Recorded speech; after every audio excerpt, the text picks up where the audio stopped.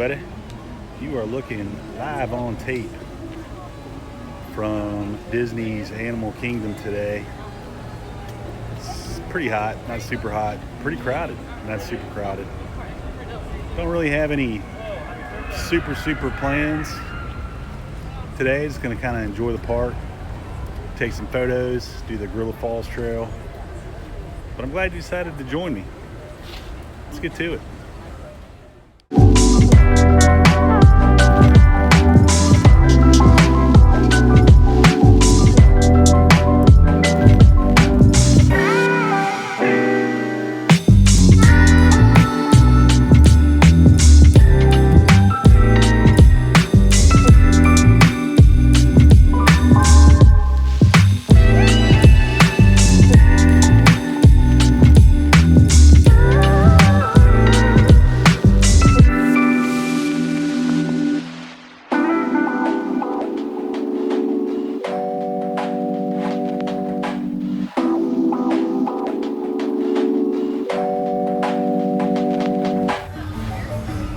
Always kind of use this little area as a gauge. If you remember our last visit to Animal Kingdom, this was pretty much desolate. So as you see, we have 8 days until the 50th anniversary. It's starting to ramp up here at Animal Kingdom. Epcot wasn't too bad last night, but Epcot is a little more spread out than AK.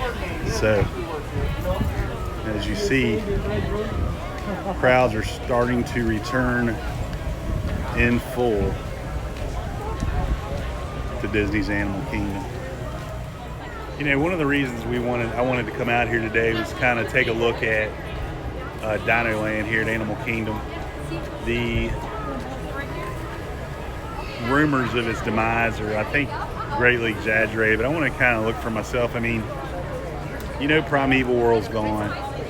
I heard they've removed all Dino Land merchandise from the gift shop. We'll check that out. But I'm really curious on what's going to go in its place. To me, I never thought that part of the park really fit in with the overall theme. I don't like carnival games. I think it's tacky. So I'm definitely interested to see what's going to come next in that area of the park. So we're definitely going to check that out. But yeah, crowd levels overall, guys, I'm going to give this a 6.5 out of 10. It's decent. Decently busy. Not go home, it's so bad busy, but definitely busier than over the glory times of the past 3 weeks, where you could pretty much go anywhere and do anything. So my girlfriend had a wonderful idea to get a sundae that we'll try here in just a second. All right, so here's what we're working with. We're getting the Yeti sundae. As you see, you got a little Yeti cookie on top there. It's got chocolate and vanilla soft serve. It's a really pretty treat. Let's try it and I'll give you a quick review of it. All right, here we go with the Yeti sundae right in front of Expedition Everest. Pretty good. Good soft serve. I think the blue sparkles, or is just kind of a texture component.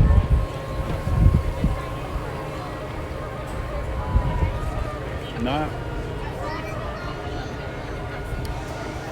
$5.75, $5.95 for the sundae, but overall, good treat. It's a good size, a lot of soft serve. So I'm gonna give this a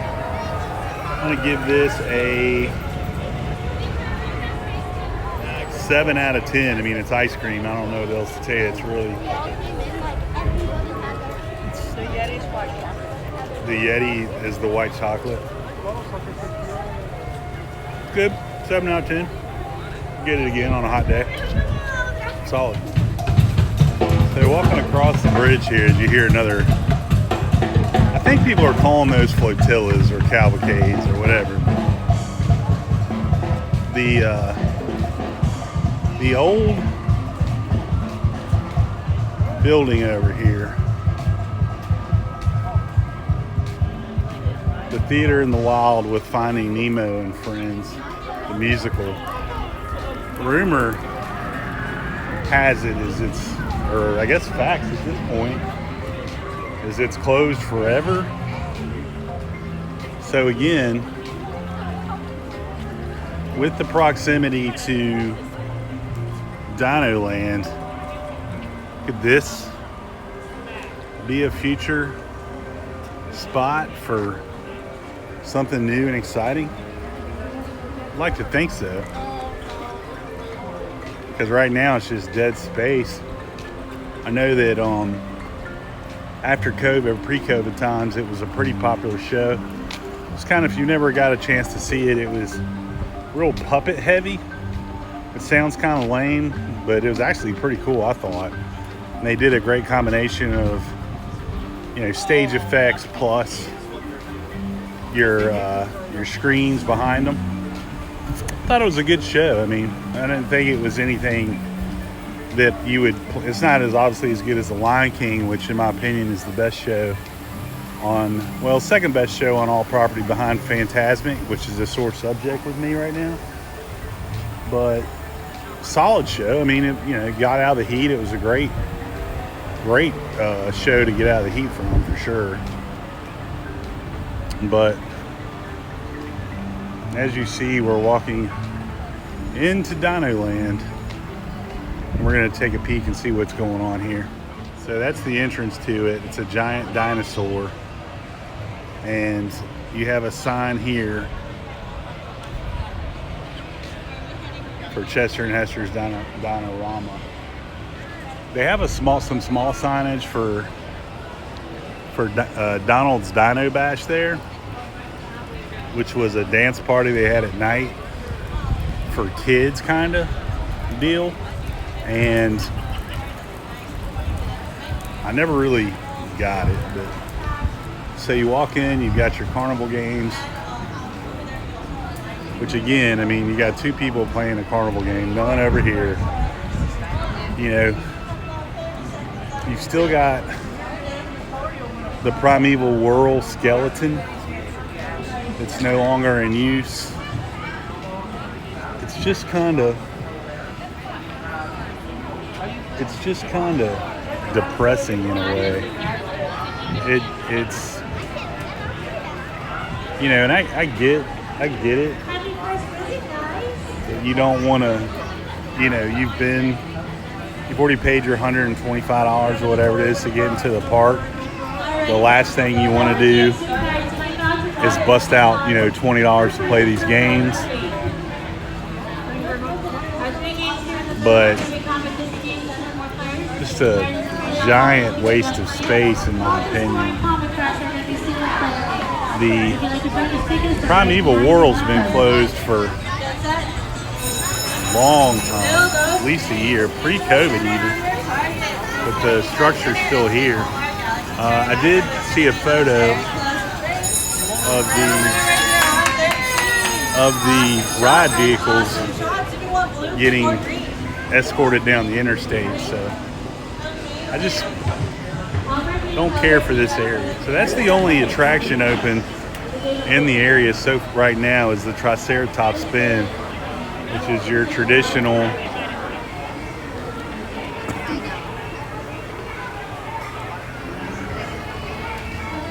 circle ride. Think Dumbo, think Magic Carpets of Aladdin, think Astro Orbiter.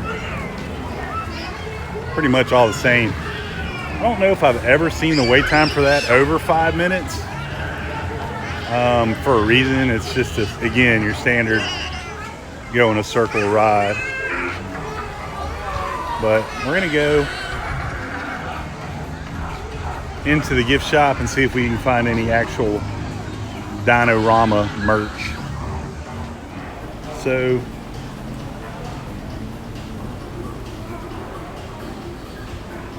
typical merch, nothing new or crazy. Definitely new 50th. So your typical stuff. It's kind of weird because some of the shirts like that. I have that shirt, and I think it's from last year. Hold on, we might have a winner. All right. Is that from Dino? Yeah. This is the only merch we were able to find from Donald's Dino Bash. $24.99, but that's it. Slim pickings. Slim pickings for the land of the Dino Land. But I don't know. Just get that feeling like even being in here, like something's coming sooner rather than later. So you've got the Dinobite snacks and Restaurant Burger Source thingy that actually people do rank pretty high as far as food goes. And you've got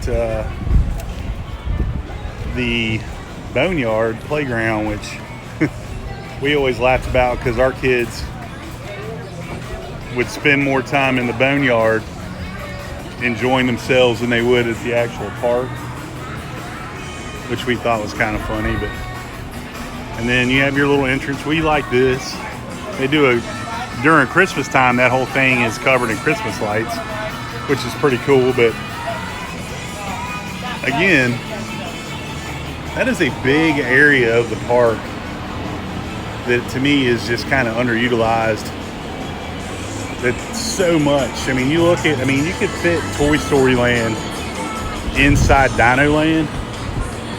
And which would you rather go to? I mean, you could spend a good hour. I could just spend a good hour in Toy Story Land and not feel like I was bored. Whereas I'm 5 minutes into Dino Land, I'm looking for the exit. So Disney, if you're listening to me, it's time. Make the change. All right. Whilst we're bringing up grievances, I have a really big beef, pun not intended, with Flame Tree Barbecue, which is/was, depending on mood, my favorite quick service on any Disney property. It's got such a great menu. Get up close, I'll let you guys take a peek at it. A rib and chicken combo. I mean, I'll let you look through that. I mean, it's a barbecue menu, but the prices are super reasonable. The biggest injustice to this place was they took off the pulled pork fries, which was the best quick serve item in all the parks, in my opinion. It was French fries, plastic cheese, I'm not even gonna say it, we all know what we're thinking, barbecue sauce, pulled pork and scallions, and it was delightful. One of the best, if not the best, and it's now gone. So since we are doing my Festival of Gripes, that's another one. Fix Flame Tree back to its glory. So shockingly, we found our way into another gift shop. Still on the hunt for the 50th merch and all that good stuff. We still haven't seen any, as Halloween has reared its head all over at all the parks here at Disney. They're recreating, they're releasing birds, so we're not going out there anymore. Heard that. But we've looked at this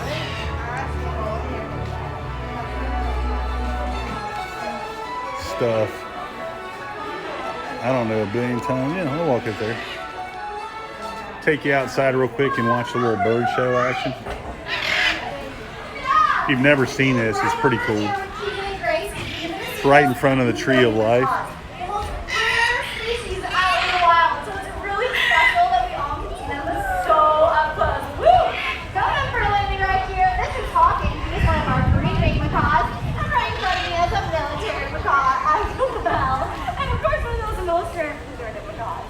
And imagine being out in the wild and seeing this burst of color flying through the rainforest up in the treetops, zigging and zagging.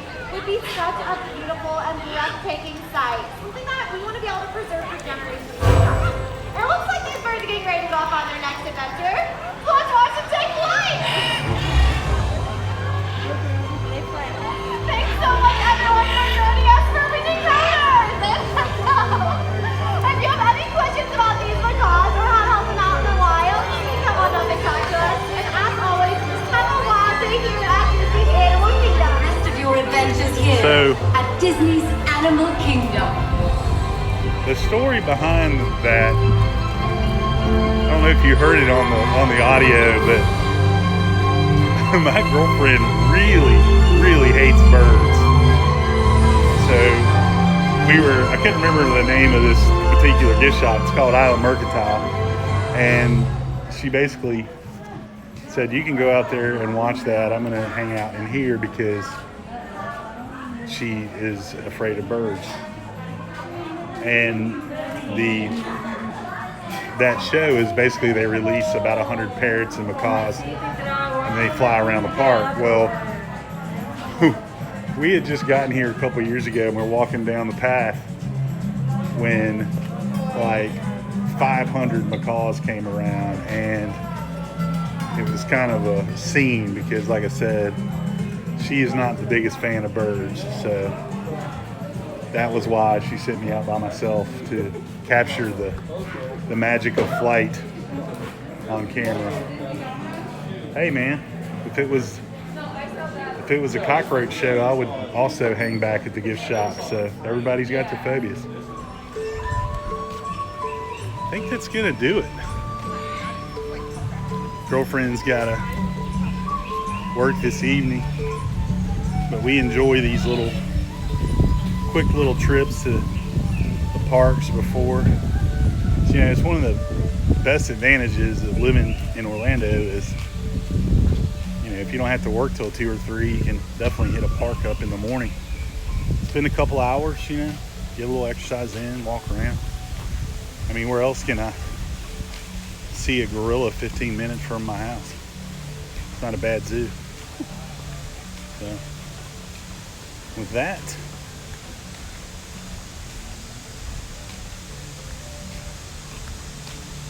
we're going to call it a day.